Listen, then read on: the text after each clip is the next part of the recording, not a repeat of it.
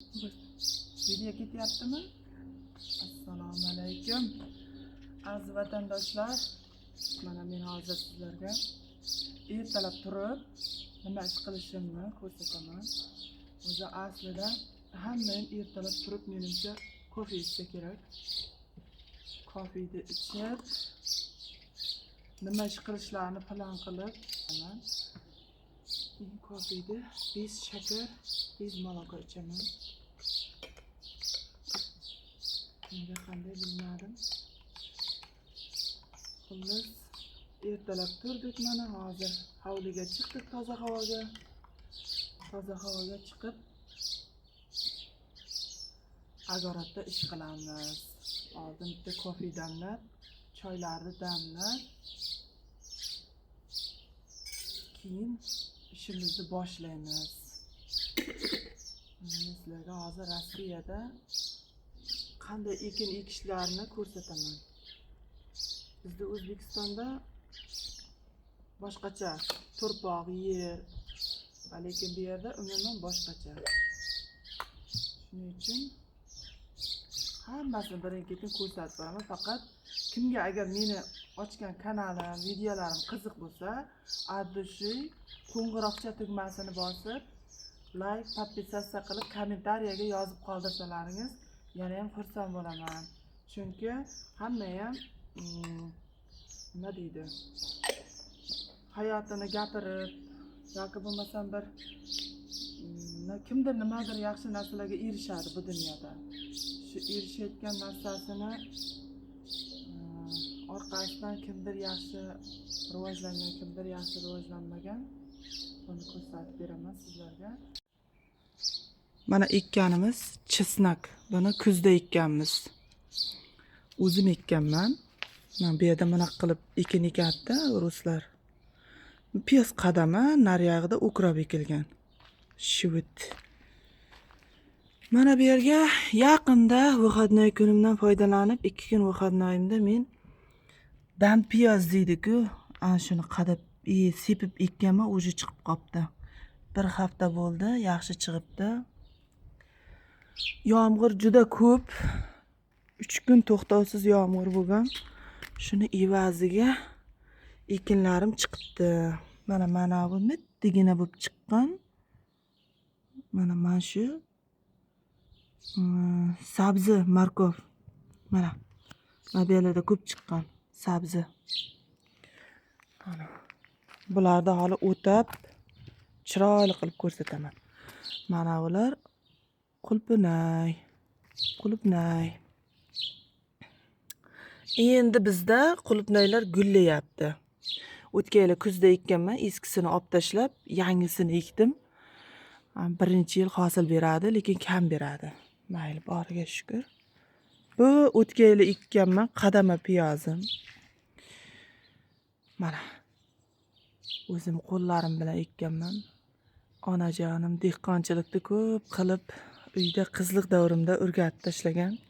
Shu yerga kelib mashigina hovliga 7 sutik hovli, lekin shuni ham chiroyli qilib bu narsalar ekib toza saqlab o'tiraman. Mana bu daraxt Qirg'izistonda nok daraxti. 10 yil deganda bechara shu holiga kelib o'sdi. Mana bu yerlarda malinalar. Bu qo'shnimizniki. Mana bu daraxt olma. Bu kishi 3 yil deganda shu holiga keldi mana. Nargisi ham qorali. U ham 3 yil deganda shu holiga keldi. Mana bu yerlarga ham yer po'stay turmasin deb kartoshka ekib chiqqanman. Mana. Ozgina bo'lsa ham foydalanay deb. Mana bu gilos.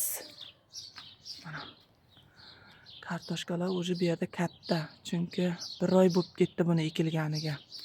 Выходной kun olsam kartoshka ekaman deb, mana 10 kun oldin ekkan kartoshkalarim mana chiqib qopti.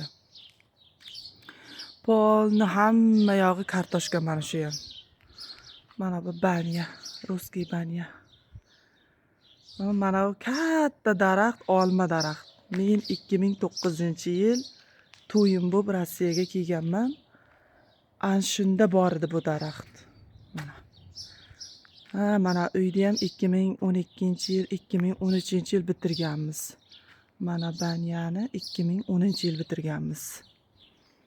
Mana shu hovlimiz, hozir bu oldi qismi.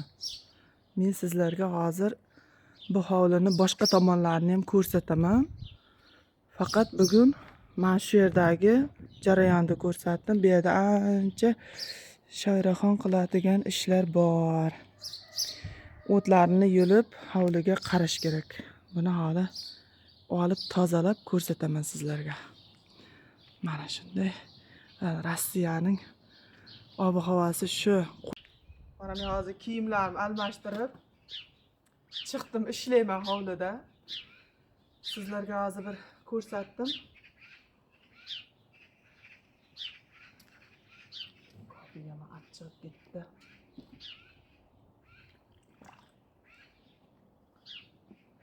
Xullas, restoranda povur bo'lib ishlab yurardim. Restoranimiz hozir remont ketyapti, yopilgan. Yozgi kanikul boshlangan. Bolalar uyda. Shunga uyda bekor o'tirmaslik uchun shu bir videolar chiqarib, YouTube'ga bir o'zimni mehnatlarimni ko'rsatmoqchiman. Ayniqsa ovqatlar pishirib ko'rsatmoqchiman.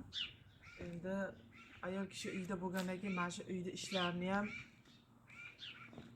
hamma joyda ham menimcha o'zbek ayollari hovlisini supurib, sidirib, chiroyli odob ozoda saqlaydi. Endi qayerda yashashimizdan qat'iy nazar shu har bir yerimiz, torpog'imiz, uyimiz, ichkari, tashqari hammasini toza saqlash kerak. Ishlab ko'chada yurardim. Ertalab chiqib ketib, kechqurun kelib, qanday kunlarimda mana shu narsalar ekkanman. Mana hozir ishxonamiz remont ketyapti, yopilgan 3 oyga. 3 oy kanikulda mana shu hovlini ishini qilaman. Ovqatlar pishirib YouTube'ga chiqaraman. Agar kimga qiziq bo'lsa, obuna bo'lib, meni kuzatib boraversalaringiz ko'rsataman. Mana shu Rossiyada ham ne только menga o'shqab qancha opalar, akalar kelib ishlab yurgan odamlar qancha. Men o'zim restoranda ishlagan bo'lsam, har xil musofir yurtda yurgan opalar, akalar ko'rib, biri opam, biri akam, biri dugonam, biri o'rtog'im bo'lib qolgan. Burada ishlarini men ko'rsataman, nima qilib ekish, nima qilib chopishlarni.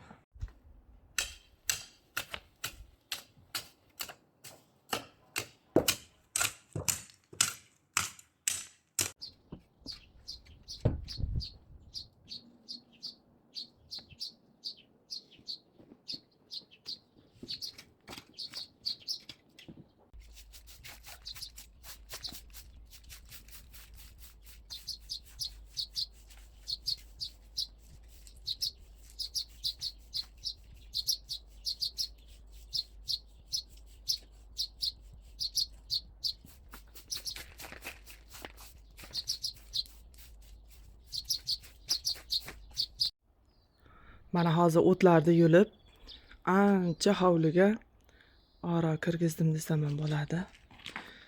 Mana o'tlarni yulib, bunday top-tozalab, anaqangi chista agorat qilib qo'ydik.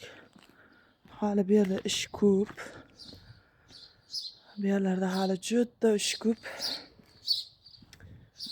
Mana kartoshkalar chopamiz biran kun, uni ham ko'rsataman. Qanday chopish kerak, qanday jo'ya olish kerak. Mana hamma yog'ini tozalab, daraxtlar ham bir nafas oladi bugun. O'tlarni olib tashladik. Shuncha musor chiqdi. Xullas, hamma yoq bir ozoda toza bo'lib qoldi.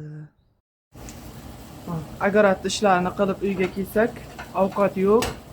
Yaxshi ham qizim mana maktabdan kelib ovqat pishiraman deb urinyapti. Qizim, nima ovqat pishiryapsan? Men skоворodkada makaron tayyorlayapman. Obedga. Xohlasang ruscha gapiraver qizim, o'zbekchaga qiynaladi-da. Готовлю макароны в сковородке. Я Ага. пожарила лук и Ага. добавила специи. Ana. Сейчас я Повардың- добавлю соусы. Так, томатная паста. Ayas power bo'lgandan Немножко. keyin qizi ham shuni qiladi-da. Можно добавить кетчуp. Ha, seni ovqatingda ko'rsatamiz. Так, Qorni chiqib ketdi-da. перемешиваем.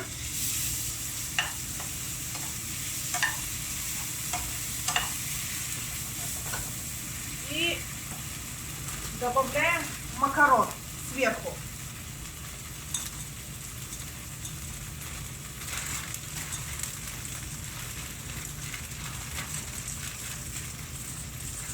Все, Дальше. достаточно. И вот сейчас Еще чуть-чуть добавляем, мы тоже хотим кушать. Окей, сейчас. Я добавляю больше макарон для всей семьи. Ладно, хватит. Все, хватит. И сверху добавляю кипяченую воду.